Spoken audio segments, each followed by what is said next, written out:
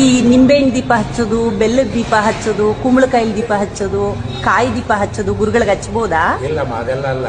ಹಾ. ನಮ್ಮಲ್ಲಿ ಹೇಳಿರ್ತಕ್ಕಂಥದ್ದು ಹಾ ತೈಲ ಅಥವಾ ಘೃತ ಅಂದ್ರೆ ತುಪ್ಪ, ಹಾ ಮೊದಲು ಎಣ್ಣೆ. ಹಾ ಇದೆಲ್ಲ ಅನುಕೂಲ ಇದ್ದಂತೆ ಇವೆರಡನ್ನು ಮಾತ್ರ ಬೆಳಗಿಸಬೇಕು. ಈಗೀಗ ಕೊಬ್ಬರಿ ಬಟ್ಲು ಹಚ್ಚೋದು, ಹಾ.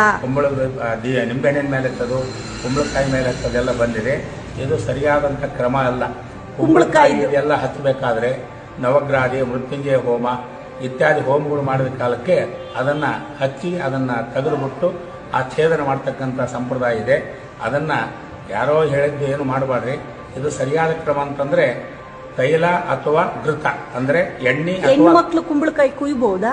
ಬೇಡಮ್ಮ, ಹಾ ಅದು ನಾವು ಹೆಣ್ಮಕ್ಳು ಗರ್ಭಿಣಿ ಸ್ತ್ರೀಯರ ಜೊತೆಗೆ ಹೋಮ ಹವನಾದಿಗಳೆಲ್ಲ ಮಾಡಿದಾಗೆ ನೀವು ಅಲ್ಲಿಂದ ಆಚೆ ಹೊರಗೆ ಹೋಗ್ರಿ ಅಂತ ಹೇಳ್ತೀವಿ.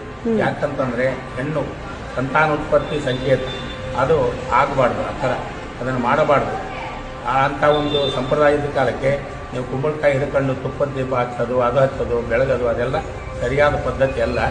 ಈ ಪದ್ಧತಿ ಏನಂದರೆ ಎರಡು ನೀಲಾಂಜನದಲ್ಲಿ ಎಣ್ಣೆ ಅಥವಾ ತುಪ್ಪ ಹಾಕಿ ಹಚ್ಚತಕ್ಕಂಥ ಕ್ರಮನೇ ಸರಿಯಾದ ಕ್ರಮ. ಎಲ್ಲರೂ ಮಾಡ್ರಿ. ರಾಯರ ಅನುಗ್ರಹ ಸದಾ ಆಗುತ್ತೆ, ಎಲ್ಲರಿಗೂ ಆಗುತ್ತೆ. ನಿಮ್ಮ ಆಶೀರ್ವಾದ ಸದಾ ಇರಲಿ. ಸರ್ವೇ ಜನ ಸುಖಿನೋ ಭವಂತು.